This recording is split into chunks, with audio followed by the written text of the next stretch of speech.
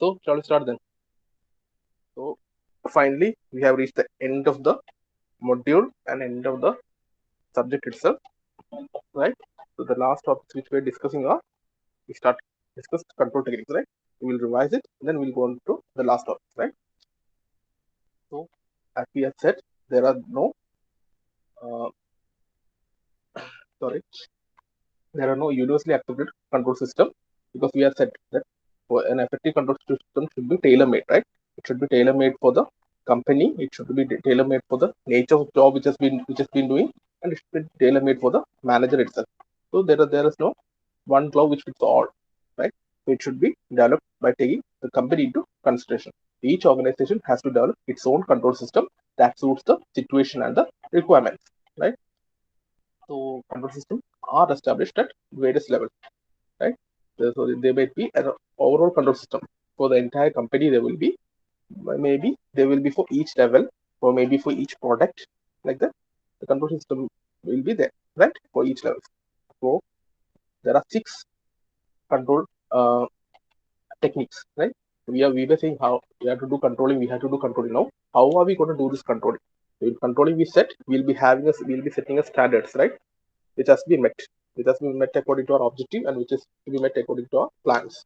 Now, the next thing is we need to look for the actual performance, what it is. We need to measure that, right? Then we need to compare the actual performance with the standard performance and find out whether there is any deviation.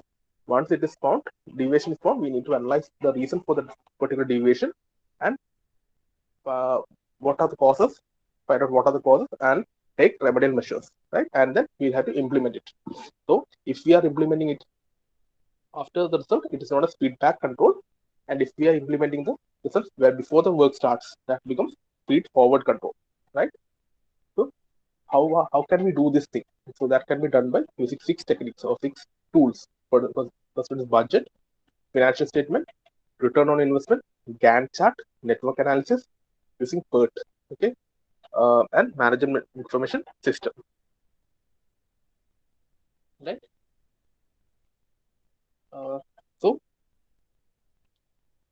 what do you mean by budgets? So we have discussed budget, right? So budget means it's a plan, the formulation, it's a statement of anticipated results. Okay, we are planning it for the future period. So before the work starts, so if our uh, year is financial year is 2021, March 2021 to April 2021. Sorry, March 2022, April 2021. We'll be making budget before March 2020. We are planning it for the next year, right? Budgets are anticipated results in financial or non-financial terms. So for us, we have been always talking budget in terms of financial terms, right? How much amount, right? But it can be also in non-financial terms also, uh, like machine hours. So how many hours we have to operate the machine, right? How many hours does the workers have to work? All these things can be also be as budget. So we can schedule 60 hours for the machine. So you'll see whenever you're going for a research and all, the instrument like the electron microscope, scanning electron microscope, it will be there will be one for the entire institution. So you have to budget the hours.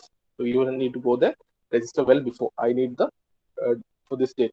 If that schedule is open, you will get the hours. Like you can use the microscope from 10 o'clock to 2 o'clock. Right? You will be given the time there. So they are budgeting. Okay, that's also budget for future we are doing. So budgets are formulated before the commencement work and become standard for measure, monitor, and control. So if we are putting out a budget of 1 lakh, and we can see that whether we are meeting the budget or not. We are going beyond the budget. We are going above the budget. We have made some mistake, either in planning or in execution. So we need to take the correcting. The budget can act as a control system, right? It can be tool for controlling. There are different types of budget. We'll see some more in detail. The one is like capital expenditure budget. That is how much we are spending on the capital, right? How much we are spending it on the capital. Then there is that capital means the land that of permanent nature. Okay, once we have it for a long time. The land, the buildings, etc. Okay. Sales budget for how much do we expect from the sales? So we know what is the cost per unit, sale per unit, and we can find out the cost per unit, right? Sales budget. Next is financial statement. So financial statement means these are prepared at the end of every financial year. So you have to note the difference over here. Okay, budget is before the work has started, but financial statement is after the work has come, after the year. Okay, for the year, the budget for it will be March 2020. Financial statement will be for April 2020. Okay.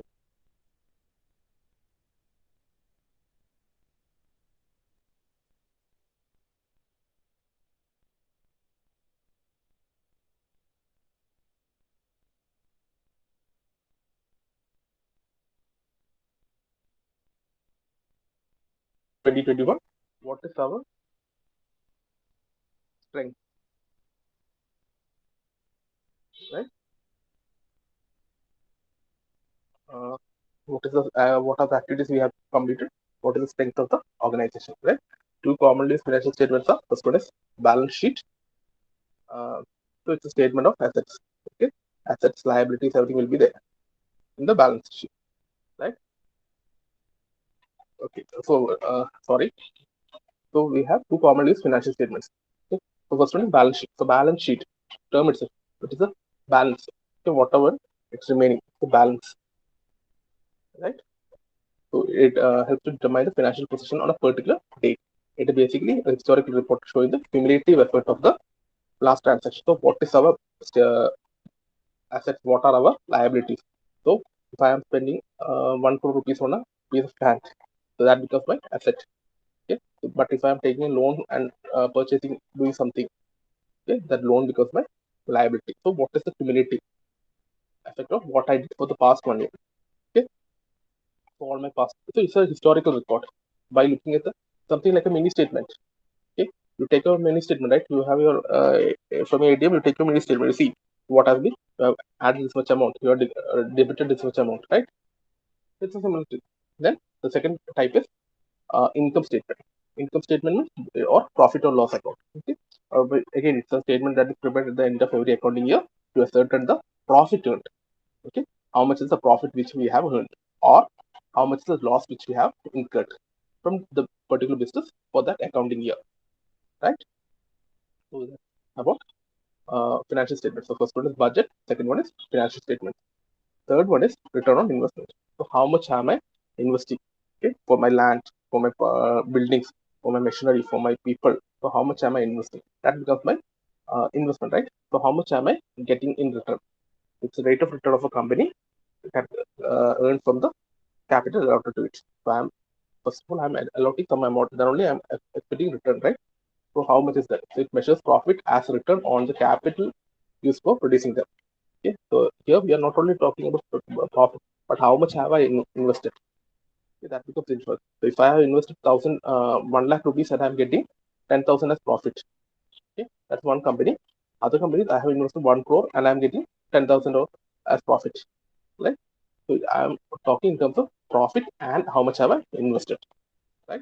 So rate of ROI, rate on investment is given by net profit by total cost of investment. Okay, cost of investment is fixed assets plus working capital. Okay, day to day I had to run, right? So example, if you have a bus, you need to add petrol, right? So petrol becomes a day to day expense. The power, electricity, this all becomes day to day expense. The net profit divided by cost on investment into 100. So what should our aim be? Our aim should be ROI should be high, right? Because numerator should be more. Numerator is our profit. Our profit should be more and more. So if ROI is high, then the financial performance of the business is good, right? And vice versa, right? ROI is a tool of improve financial performance. By looking at the ROI, I can say, am I doing good or bad, right? So I can make a corrective measures required. Okay. Remember that you are doing this for as a tool for controlling also, right? The fourth one is Gantt chart, right? So Gantt chart is basically a bar graph, right? Just means turn side over. Okay. If it is upright, that becomes a bar chart. So it's typically this is how Gantt chart looks like. Okay, so you'll have on the x-axis, okay, on the horizontal axis you have time, and on the vertical axis you have a task. Okay, and each task will be represented as a bar. Okay, so by measuring the length of the bar, you can identify how much is the time allotted for each of these activities, right? and you can make sure that you are keeping it on time. So here, task 2 will start on day 2 and will end on day 8, right? According to this chart. So I can plan accordingly, right? So I can bring out the labors for task 2 on the second day of the work, and they can be freed by 8th day. Okay, so I can monitor the work also. So if this work is not completing, it's not moving as per the pace, and I can, if I feel that it is not completing on the 8th day, it would not complete on the 8th day, I can take corrective measures right now itself, right? And make sure that the work will complete on 8th day, right? Then again, if this task 2 is delayed, my task 3 will be delayed, 4 will be delayed, 5 will be delayed. So I'm getting an overall control mechanism over here. So I can monitor, I can visually monitor and control, right? And using this chart, I can say that my work will be completed by 25th day, if this is in days, okay? But what is the problem in this chart? The problem is this is down here, only 5 charts are there. So 5 tasks are there. But if we become more and more tasks are there, then it becomes very cumbersome to read. Okay, it becomes very difficult to read. So they will be overlapping. So here the one task and the other task starts, right? But in reality, what will happen is there will be multiple tasks that will start that work together, right? Like plumbing and electrical work. One we will be doing that together only, right? So there will be tasks that will work together. So we need to identify those. So that becomes very difficult to read, right? And here we cannot identify what are the critical activities. There are certain things known as critical activity. Critical activity means if that particular activity is delayed, the entire project will get delayed. Okay, so there will be activities they are critical, and there are activities that are non-critical. So you need to identify which and all activities are critical and which and all activities are non-critical, and that cannot be done using Gantt chart. Okay, you will learn in the next semester. You will have to the network analysis will be done. You will understand. You will be noting out what are the critical activities. You will be noting out the critical path. Okay. Critical path means it's the minimum time required for the completing of job. Here, as far as this is concerned, we can say it is 25 days, but it may not be. Okay. So this from this bar chart, it's 25 days because it's a very simple bar chart. But critical path will show us it's the longest path, and it will be the minimum time required for the job. Only time, if the critical time is 25, we'll take a minimum of 25 days to complete the job. We 25 and more it will be, right? The fifth tool was network analysis using PERT, right? So again, PERT means program evaluation review technique. What we do in PERT is we'll draw a network analysis. We identify what and all are the individual activities. So if I ask you to list down the activities for constructing a building, so what and all will you write? First is site clearance. Then I need to setting out. Then foundation trench has to be taken. Then foundation concrete has to be PCC layer has to be added. Then foundation work. Like this, we can list out the activities, right? Similarly, first we will specify the individual activities. What are the different activities to be considered? So all the significant activities has to be listed out. Okay. So we'll be starting from what is the first activity? Site clearance. What is the end activity? Maybe painting. Okay. So that's how we'll have one single starter and one single finish. Then determine the sequence of activities. So for site clearance, then we'll go for what the setting out. Then we'll go for taking the excavation, earthwork in excavation. Then we'll go for PCC like that. So there is a sequence. So activities have to be arranged in a logical sequence. Then we'll draw a network diagram. Okay, we have seen the network diagram, right? So what that shows the relationship, and then we'll estimate the activity completion time. So how much time would we need to do the particular job? Like for earthwork in excavation, how much time will we need?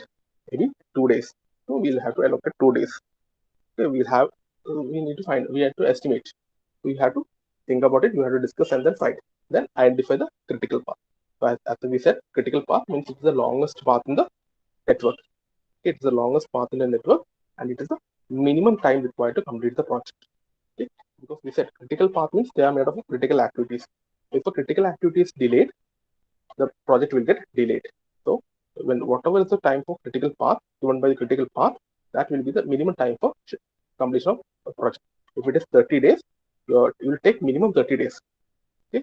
So whenever you are quoting a time for the client, it can take, it will be minimum 30. So you'll take, let's say maybe 40 days or 50 days. So you're taking the buffer. Okay. Then use the network to plan, schedule, and monitor, and control the project. Okay. So again, like we have said in the bar chart, activity 2, if it is getting delayed, all the other activities may get delayed. So we'll go beyond 30 days. So our aim should be to complete it within 30 days.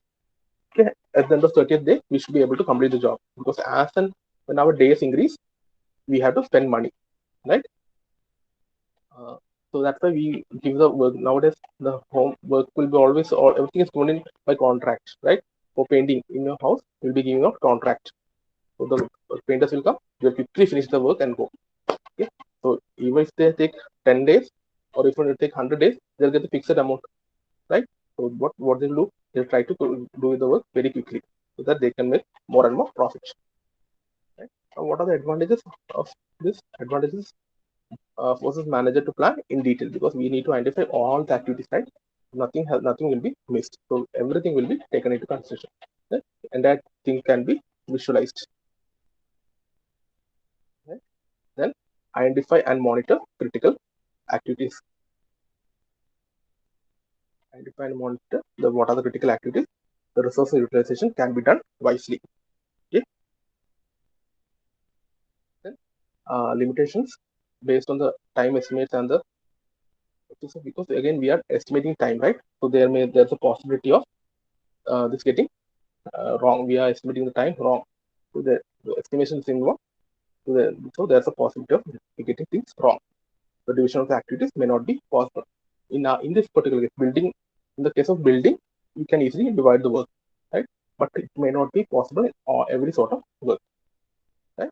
Division of activities may not be possible. Now, sixth thing is management information system. Okay, in the previous semester you have learned geographical information system, right? So there it was latitude and longitude. Geography was taken into consideration. It is management, different management. Yeah, everything was in terms of latitude and longitude. You took spatial data. Here you're taking management data, right? So it is defined as a system of gathering, integrating, comparing, analyzing, and dispersing internal and external information to the organization in a timely, effective, and efficient manner. Right? So what are you doing in the management information system? You are gathering, you are collecting, then you are integrating, you are mixing, you are adding everything. Okay? So different data will be coming from different zones. So you have to add them together so that you can compare, can analyze, and you can disperse. Means those who need the data, they should get the data. So if there's a, say for example, the principal will be getting the request from all the different sections, right? So from an outside agency, a mechanical agent will be, company will be saying we are going to conduct a program. So principal should collect the data and give it to mechanical department, right? So that is disclosing internal and external information of the organization. So whatever is relevant to mechanical department should go to mechanical, civil department should go to civil department. So it may be from internally generating data, or from the information, or from externally, right? That in a timely. Okay, so it should be in timely manner. No, if there is no use that the result, the data has been, information is given after the registration date. So it should be done in a timely, effective, and efficient manner. This system provides relevant information in the right form at right time to the right manager, to the different managers, for purpose of planning and controlling more effectively and efficiently. Right? Basically, what we have said, everything, right information should be at the right time to the different managers. Right? Now, what are the components? Components are, there are 5, right? First one is people, managers. They are the users who are qualified and record day-to-day activities and business transactions, right? So they are there. Then data. So data is a collection of facts and figures which, when processed, gives information, right? Your marks, your particular marks is a data. Information is whether you have passed or not. Okay, that's the difference. Mark is a data. Information is, so you are saying I have scored 40. Okay, I have 40, I have scored. Okay? If it is 40 out of, then your information is, you need pass mark is 45. So the result is bad. Okay, if it is 40 out of 50, you have done exceptionally good, right? Like that. So data will collect data. Those are the facts and figures, and they are processed to give information. Then processes includes procedures, policies of the organization, practices. Okay, whatever we are doing, process, whatever we do in the company. Then hardware, the computers, the printers, network device. Okay, what that provide computing power. Then the software, so system software, that is OS, your Windows, your Linux, then your application software. Okay, there may be like the Tally, right? The Tally software is there. For us we'll say we have the private architecture, AutoCAD. So those are the softwares. But for business application, we have Tally softwares like that. Okay, so these are the 6. Clear? So first one is budget prepared before the work, before the financial year, financial statements, return on investment. Then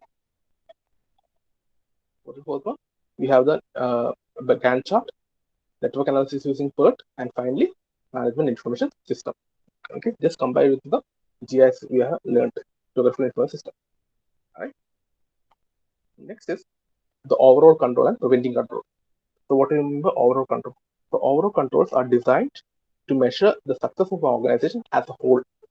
Okay, you are considering this company as a whole, right? You are taking the company into as a whole and you are controlling rather than the parts. Okay. Since the planning is done for the overall organization, control must also be for overall, right? You are setting out a plan for or company wide. You are not setting out a plan for civil engineering department only. You are setting out a plan for your college as a whole. So the controlling should also be as a whole, right? So since the planning is done for overall organization, control must also be overall. Then decentralization creates semi-autonomous units which must be subject to overall control to avoid complete autonomy. So we have been saying that decentralization is good. That is, authority should be given to everyone, right? So then only they will work more efficiently, right? So what happens is when we are doing the decentralization, see, even now, so there will be the management department will be there, right? The production unit will be there, financial unit will be there. So each of these are getting their own powers. Okay, each of these units are getting their own power. So they may act like they are autonomous. They decide for themselves. They'll do influencing. Like for the maybe for civil engineering department, we have the power, so we'll be doing it in certain way. Mechanical department, we have power. They'll do certain way. But is it good for the college as a whole? No. So, decentralization creates semi-autonomous units, which must be subject to overall control to avoid complete autonomy, right? So, there should be control over every department, right? Otherwise, everyone will be working individually. So, departments will be completely separate. So, there will be different rules for civil engineering students. There will be different rules for mechanical engineering students. So, will it be good? No, right? So, everything has to be taken into consideration. So, many overall controls in business are financial. Okay? So, in business terms, it will be mostly in terms of finance, okay, money. Clear? Or what do you mean by overall control? That means we will be having, due to decentralization, we are dispersing the authority. There is a chance for forming autonomous bodies, right? So if there is no overall control over them, so it will be bad for the business, right? So otherwise, they will be behaving their own way. They will become behaving like they are an autonomous unit, right? So overall control must be there to meet our goal, right? Then there is preventive control. So philosophy of preventive control is the best way to correct deviation is not to let this take at all. Like what we said in feed forward. Okay, what is the best way to prevent something? Okay, prevention is better than cure. That is the we should not let it happen. That is the best way to prevent. How can I prevent me failing, getting bad marks? Not getting bad marks. Right? Prevention is better than cure. The basic tool is to develop better managers who can manage the problem from a wider and intelligent perspective. So, first of all, we should see that there is a problem like this. There is a chance for a particular problem, right? So that should be seen first, and then he should be able to intelligently manage. He should have a good perspective. So that will depend upon the manager. So the manager should be a very good person, right? So encourages self-control and make corrective actions more effective. Right? So prevention, we can have a better control basically. Okay. Let's understand what is the preventive control means. We are preventing any deviations to occur. So for that, we need good managers who can see the problem from a wider and intelligent perspective. Okay, so the lockdown, so that's the problem. So a good manager should see it in the wider. How long will this last? How can I overcome this? How can I monetize this? Right, wider and intelligent perspective. So greater accuracy is achieved in assigning personal responsibilities also. So the manager should see if this person is apt or not. Okay, when decentralization is done, he should make sure that the correct person is getting the job. Then employees are motivated to improve themselves. Okay, we are having this kind of a so everyone is trying their best to not to create a mistake, not to make a mistake, right? Not to create a problem. So everyone will be motivated to do better. Right? So the global controlling, we know there are how do we do globally, right? So there are companies which are multinational, right? So they'll be working in different countries. How do they carry out? So multinational companies controlling process special channel because they are working, see the same company doing the same thing in two different countries. Okay, the two different countries will have a different culture, right? Different language, different practices will be there. So these will be a barrier for city control. So the company cannot see in the first module we said the OSHI system, Series Z, compared with American and Japan. So if a company is operating in America and in Japan, they cannot control the same way, right? The control system should be different. So that's the barrier. The distance, the culture, the language, the practices, they all create a barrier for effective control. So meetings, reports, and inspections are typical parts of controlling.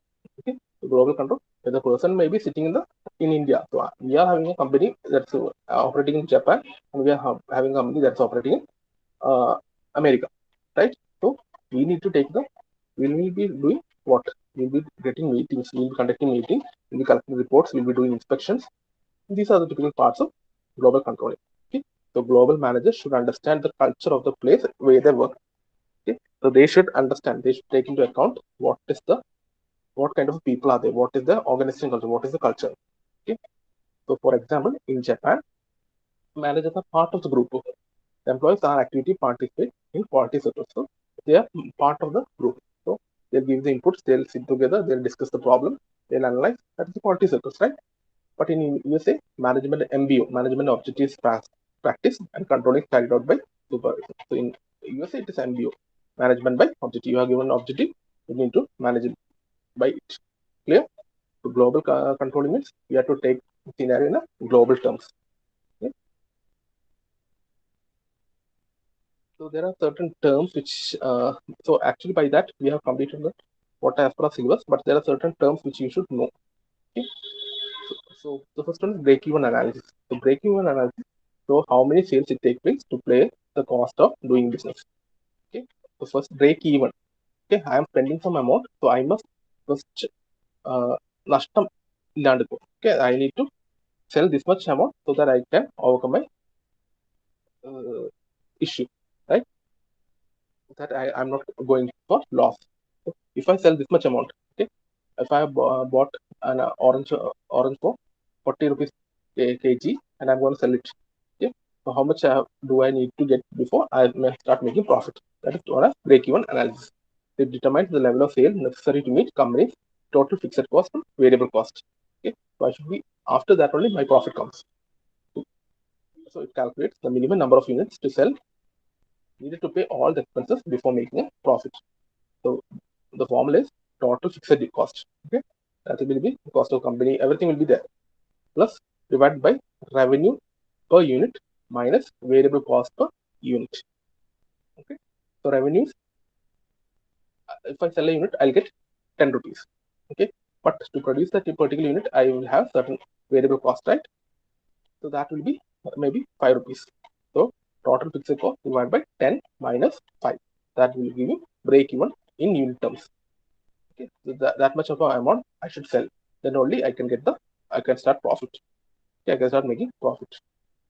Now that's about break even. Just understand the term. If sometimes there's a question, you should be able to write. And budgets, we are seeing budgets in a very brief manner. a little bit more on budget means. So first one is classification. How do we classify budget? So budget may be classified on time. We said budgets are in financial and non-financial terms, right? So for long-term budgets, it may be for 3 years or 10 years, 3 to 10 years. Okay? So research and development, this thing, this will take time. Like we see the corona vaccine development, it took time, right? They were putting more and more funds. So everyone were working to speed up the research. They may be short-term budgets for 1 to 2 years, like quarterly budget, like that. Then based on capacity, fixed budget. Fixed budget means that will remain fixed. You will get that amount. Whatever is the problem, it will be get. That volume and output can be anticipated with a fair degree of accuracy. So how much can we produce? How much can we sell? We know that the budget can be fixed. Then there's flexible budget. Flexible changes with the change in level of activity. Okay? So there are certain activities that will change, that will vary, that will take change with time. So that kind of activities will have flexible budgets. Okay, that's based on capacity. So first one is time, second one is capacity, third one is scope. Scope means it of two types. First one is functional budget. Basic business concept functioning of the business. That is sales budget, production budget, material budget, purchase, cash budget. All these things will come under the budget. Okay, how much do we have to sell? How much do we have to produce? Production of the specific period. Okay, those will be given by production budget. Quantity of expended from sales, that is sales budget. Cash budget, the cash needed by the business. Okay, so that is functional budget. Okay, second one is master budget. Master budget means integrates everything. So functional budget for sales, for production, for cash, like that it was separate. But master will be, it's an indicator budget that shows the estimated profit and loss in the financial process. Everything will be added together there. That is master budget. Okay. Then based on receipts and expenditure. So as we said, capital budget, everything. Okay, everything will be taken into account. What is our capital receipts and expenditure? Then revenue, its income covers all the revenue and expenses of a particular financial. Okay, so with that, we are done with this. One more thing is there. That is actually this comes in the fourth module, organizing, right? But actually, this is not a part of the syllabus. But it was asked in one question. Okay? That is functional authority. We'll see that and we'll find out. The functional authority, it's the right delegated to an individual or a department to control specified process, practice, policies, or other matters relating to activities undertaken by persons in other departments. Okay? What are we doing? There are certain things which is done by other departments, but the power to, or the authority to control that particular activity is designated to a certain individual. Okay, like say for example, in our case, we have this placement activity, right? So placement, you guys civil have, mechanical have, or CS have, electronic have, electrical have, everyone will have their own placement activities will be there. But the charge for conducting all these placement activities is given to one particular person, right? Sangeet sir is having the power. Okay, so he is given the authority. He is being given the authority. So that is what functional authority is. Clear? The functional authority is the right delegated to an individual or a department. Okay, there is for one particular person. Sometimes it may be for a department, like examination. This means conducting of examination will be given to a particular department. For this year, the civil engineering department will conduct all the exams in the college. Next year, it will be mechanical engineering department, like that. Right? Or a department to control specified process. It may be a process, it may be practice, it may be policy, or anything matter. Okay? That will be relating to all other departments also. The functional authority is needed because there are maybe lack of specialized knowledge. Okay, that only that particular person has the knowledge to carry out this out. That's a possibility. Lack of ability to supervise specified process. Again, that is he is the person only who is qualified enough to monitor all these things. So again, that is the case. So danger of diverse interpretation and policies by the relevant line superiors. So see, in every department is having their own staff advisors and then so each staff advisor, what will happen if the placement activities are given to conducted by different departments? They will conduct it on their own, right? So like the controlling, global controlling, like overall controlling issue will be coming. So civil will be conducting in certain way, mechanical will be conducting in certain way, So everyone will be conducting in a certain way. So there will be no uniformity, right? There will be a chance for diverse interpretation. Okay. So in order to prevent these things, we are employing functional authority. Okay. So I have added this note and a separate page. So now look into that also, right? So with that, officially, we have completed this module 6, right? If you have any doubt, please let me know.